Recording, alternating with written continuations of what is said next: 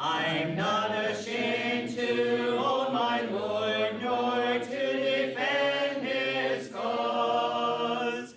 Maintain the honors of his word, the glory of his cross. So we're in lesson 8 this morning, the Christian's attitude towards time. And we're down at point 2. That's where we ended up last week. We needed to remind ourselves that the Christian is to consider their time as very valuable. It is valuable because it can help build us up.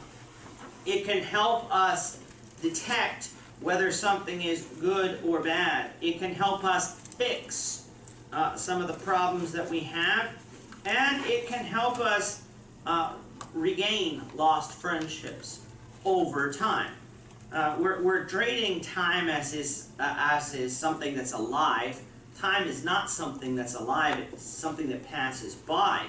But with time, we get all of these things. But we must remember that time cannot be recalled.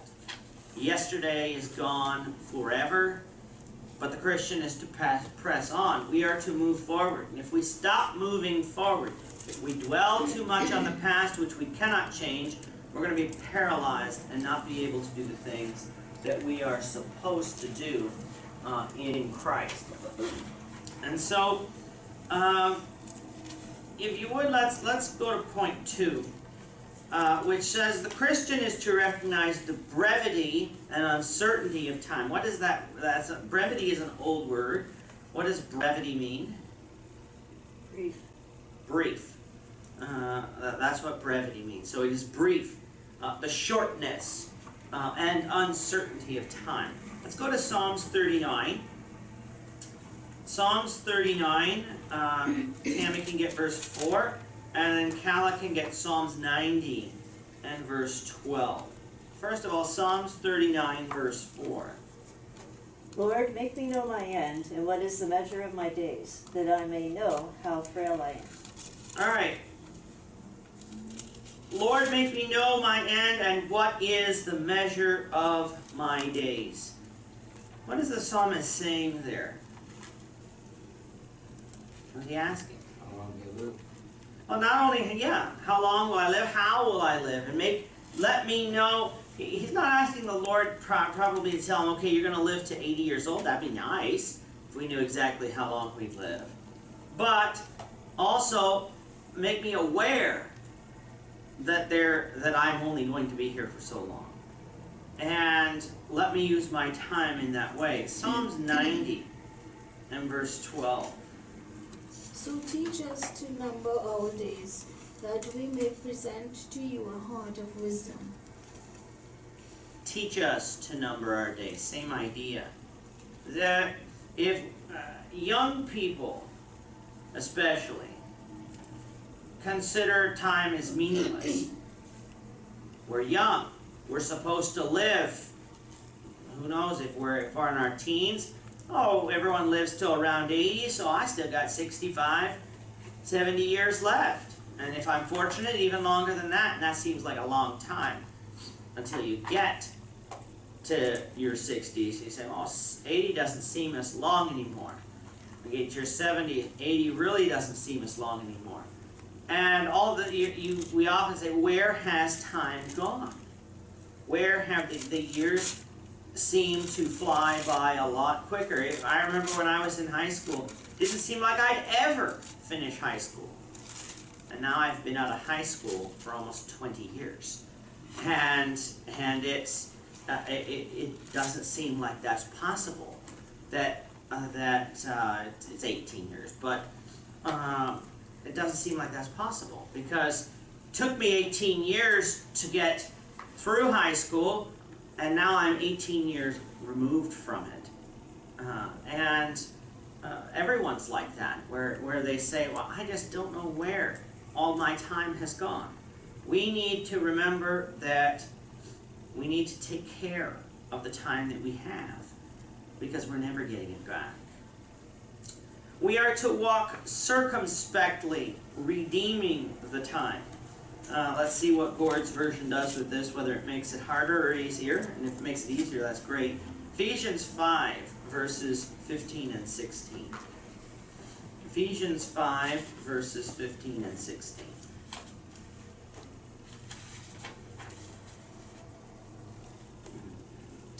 Look carefully then how you walk, not as unwise, but as wise. Making the best use of time because the days are evil. Alright, so Gord's version made it easier to understand. The New King James and the King James has redeeming the time. What does the word redeem usually mean? To buy back. To buy back. It also means to buy up.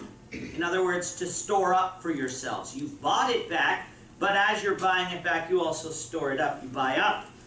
And so when we get this idea, redeeming the time,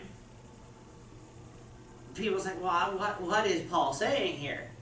Make the best use of your time. Don't walk as fools. What do fools do concerning their time? You waste it. They waste it on things that are useless.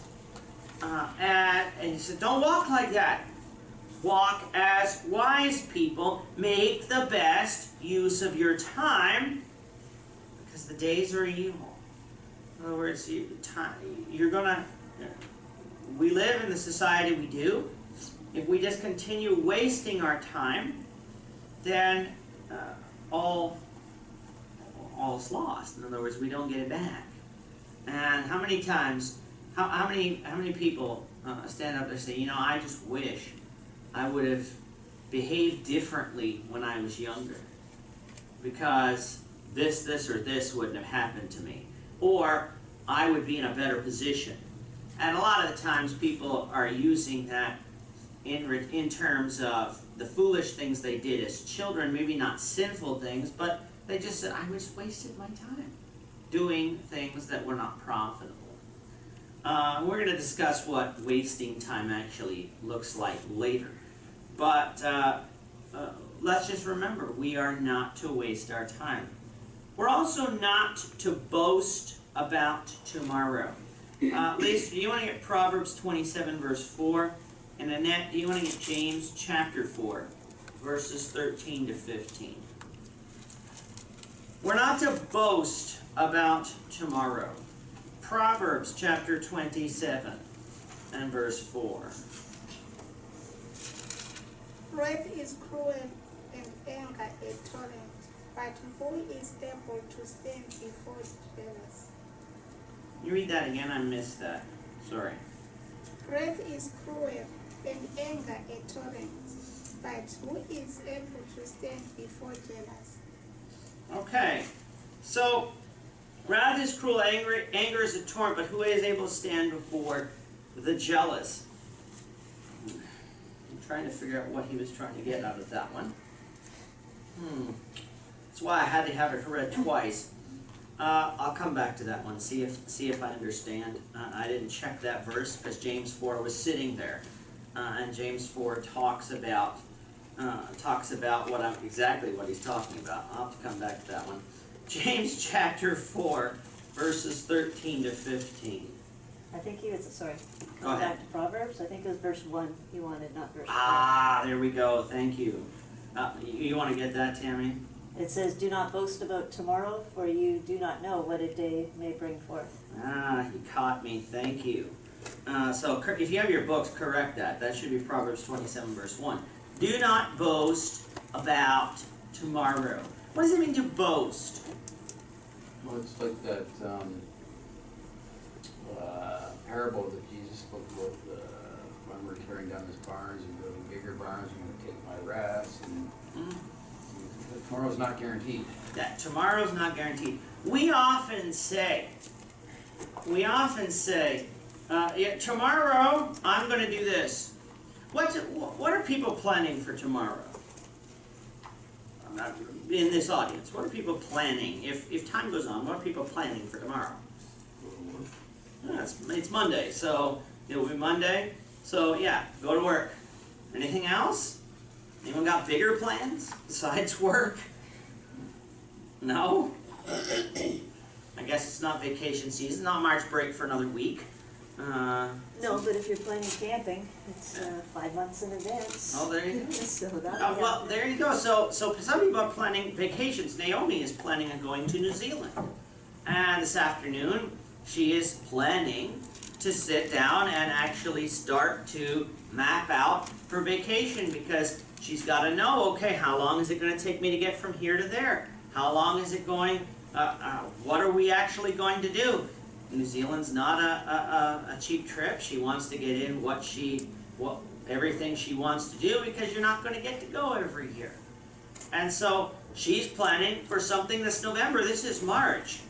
So she's planning for 8 months in advance. Gord. There's nothing wrong with planning. Oh, that's It's the what I was about to attitude get you to. have That's in what- with yeah. the plan. Yeah, see, that's what I was about to get to. Sorry. No, that's good, because you were thinking along the same lines. Some people would take that completely the other way, saying, well, God's saying don't plan. No, that's not what God's saying. Don't boast about tomorrow. James chapter 4, verses 13 to 15. Do you want to get that in that?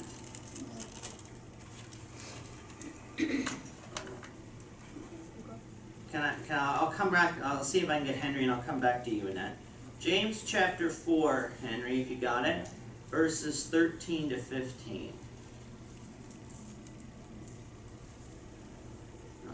For judgment is without mercy. No, James 4. Uh, That was James 2. James 4. James 4. 13. Come now, you who say, today and tomorrow we will go to such and such a city, spend a year there, buy and sell, and make a profit. Whereas you do not know what will happen to tomorrow. For what is to life is even a vapor that appears for a little time and then vanishes away. Instead, you ought to say, use the Lord of wills, we shall live to raise with that. Alright, Annette, you can get John chapter 9, verse 4. That'll be our next passage. Planning, as we just said, is not wrong.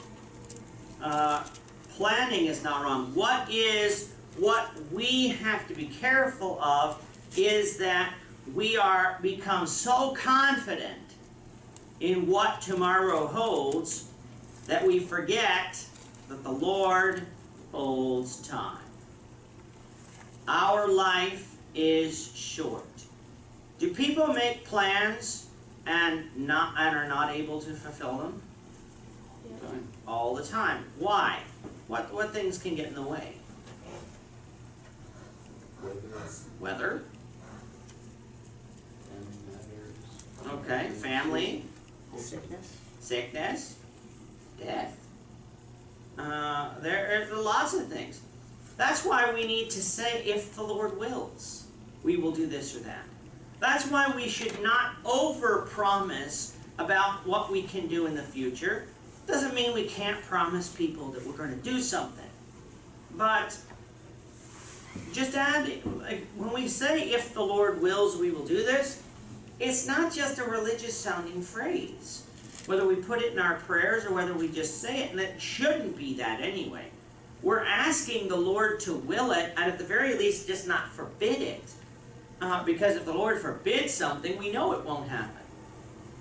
And so,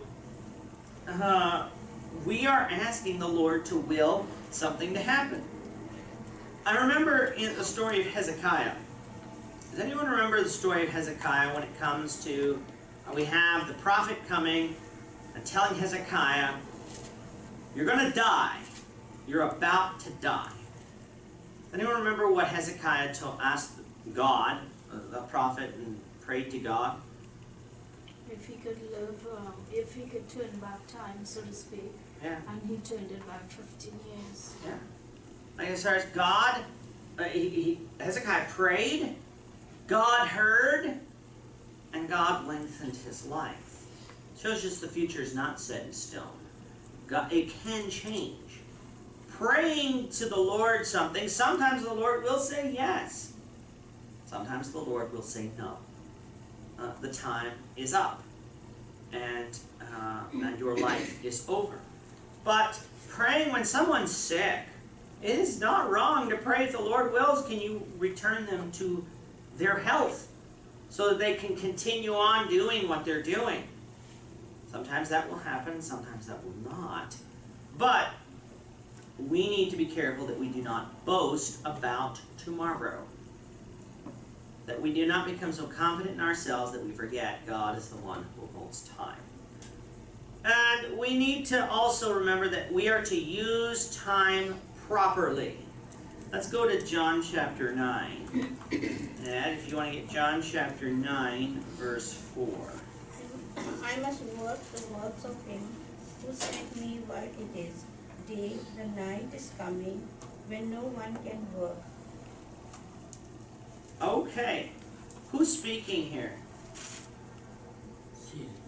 Jesus is speaking here. And what did he say he had to do? Do the works of the Father who sent him to do it. Why did he have to do that? Now. Why did he have to do that now when he said that?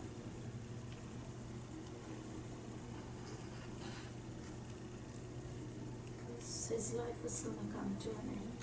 His And he life? had to fulfill what the Father gave him to do, his job that he had to do. Yeah. He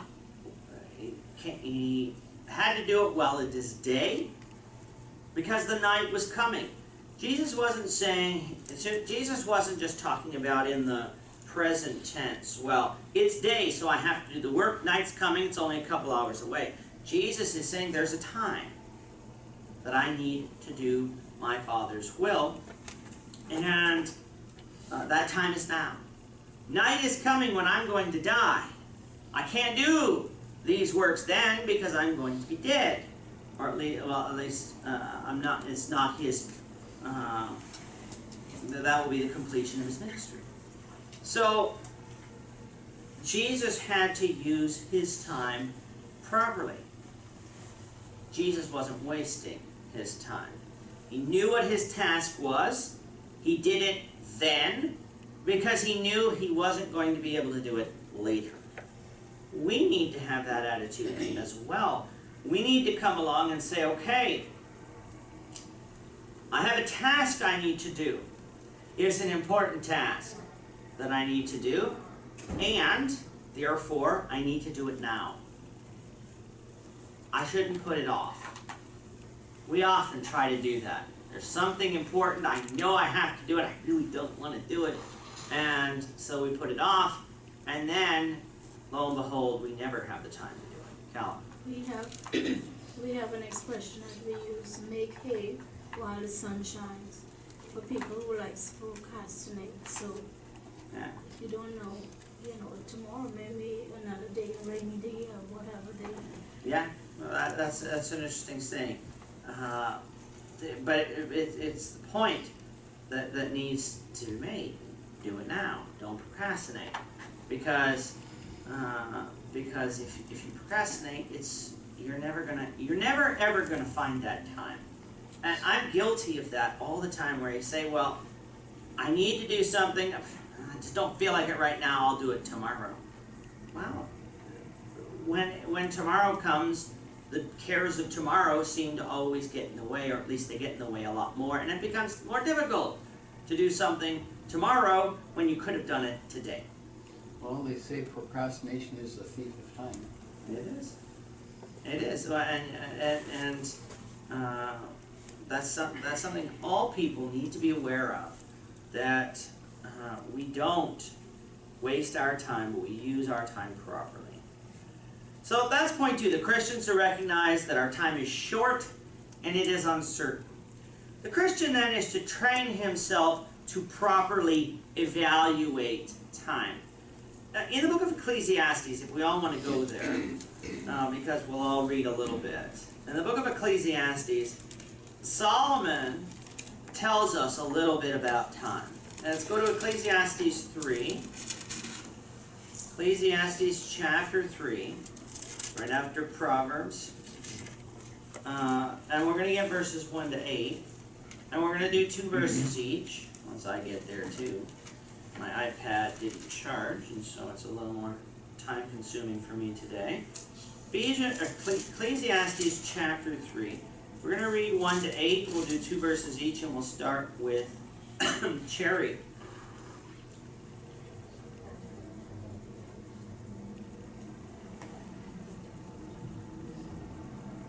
Or do we want to start with Andy?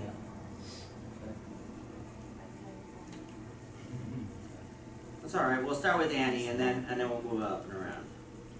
For every season is a season, and a time for every matter, and a time to be born, and a time to die, a time to plant, and a time to pack up what is planted. A time to kill and a time to heal, a time to tear down and a time to build, a time to weep and a time to laugh, a time to mourn and a time to dance. A time to cast away stone, a time to gather stones, a time to embrace, and a time to refrain from embracing. A time to gain and a time to lose, a time to keep and a time to throw away, a time to tear, a time to sow, a time to keep silence and a time to speak. A time to love and a time to hate. A time for war and a time for peace. All right, and that's as far as we'll go.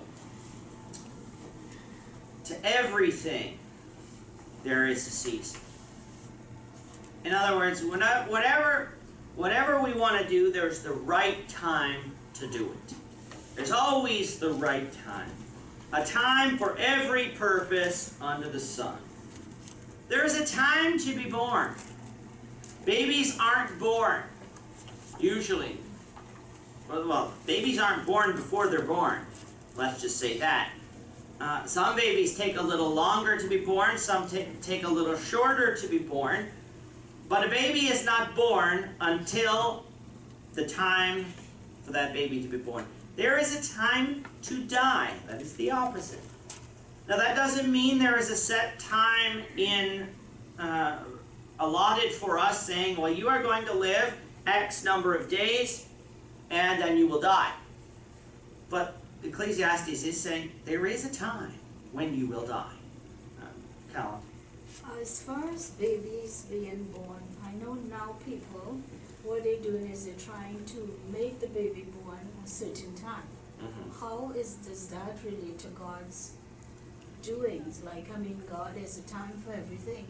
Well, I don't believe there's a problem with, like, as far as it's sort of like people trying to get pregnant at a certain time.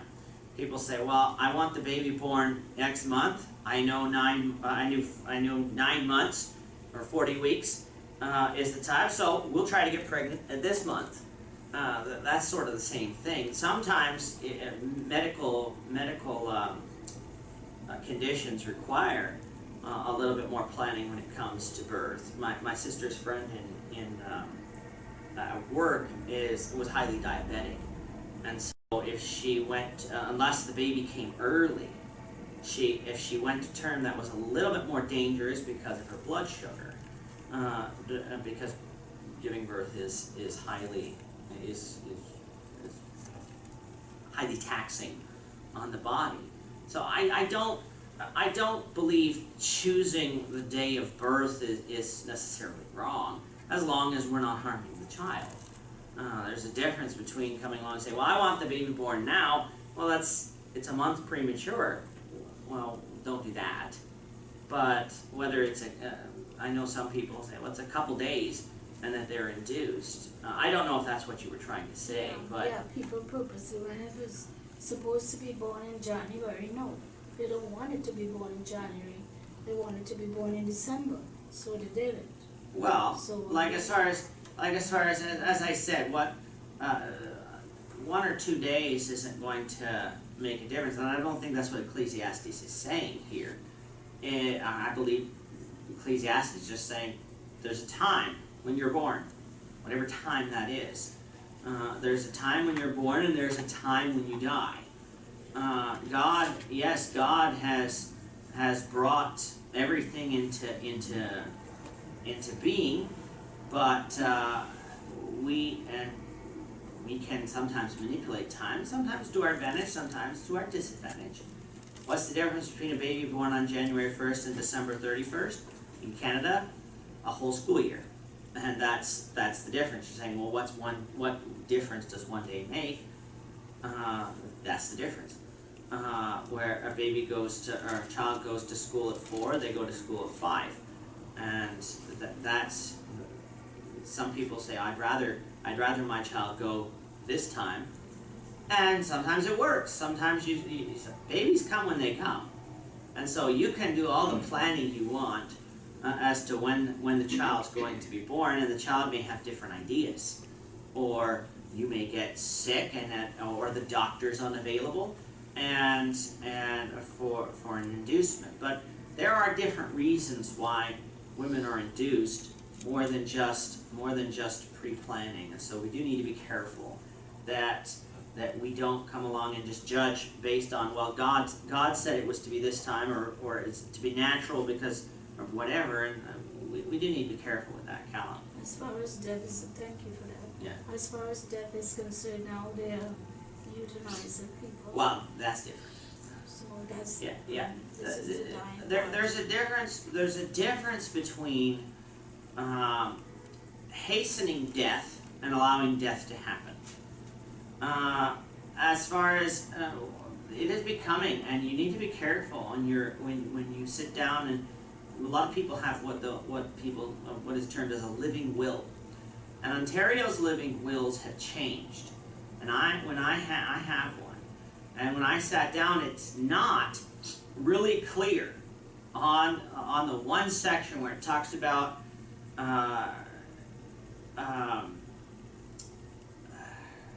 do I want to be it's basically saying, do you want the doctors to administer medicine that would hasten your death? And the Christian should not do it. But do we have to do everything to extend our life at the cost of it's not really going to be a life? And that I don't believe is true. We have the ability to have someone in a vegetative state indefinitely until eventually the body just gives out. People could be on ventilators, they could be on feeding tubes and be on full life support. And there are people who live for years on full life support. But their lives really, they're not thinking, they're not doing anything. They're just sitting there. And that before the 20th century, that would not have happened. You would have died. And so there is a difference between doing all measures to extend our life at all costs and prematurely taking our life. And we do need to be aware that we don't take our lives, take matters into our own hands and say, okay, I'm just going to die and the doctor's going to help me do it. My dad, when he was in the hospital, was told the day before he went into the coma, before he died, do you you have this cancer, we can't operate on it. It's going to kill you. If you were to go into cardiac arrest or whatever, would you like us to perform CPR? And he said, no. There's nothing you can do for me. If there was a way for them to operate or do anything else, yeah, he would have done that. But there was nothing they could do for him. And so why are we going to extend life for 2 weeks, 3 months, when I'm not really going to have a life because I'm not going to be there? It's just the body's there. We're just waiting for the cancer to kill me. Well, he died 2 days later. And because he did go into that coma. And so There's a difference between coming along and refusing to accept care that's not really going to do much, and then just taking our life into our own hands. God, there is a time to die, and we need to come to terms with that. That sometimes it might be sooner, sometimes it might be later, but we don't prematurely take our own lives. So we do need to be careful with that. Euthanasia is becoming more popular these days when it comes to treating. It's not that people are just wanting to go out and kill themselves. It's that they're like, well, I'm going to be in so much pain because of this cancer or that cancer, so why don't I just end it? Pain is a part of life. We need to be careful that we respect the life God gave us. And so yeah, sometimes things are painful and we need to go through them anyway. But there is a time to be born and a time to die. There is a season, a time to plant. We're coming into that season shortly. It's still winter for a couple more weeks. But in 2 weeks it will be spring. And a few weeks after that, the ground will be soft enough that the farmers will be out there tilling the ground, preparing it for planting. Well, in October, they'll be doing the opposite. They will have harvested, most likely, everything they've planted and will prepare the ground for winter. There's a time to plant and a time to pluck up that was planted. A time to kill and a time to heal. In other words, it's not saying take your life, but when we deal with animals, what happens with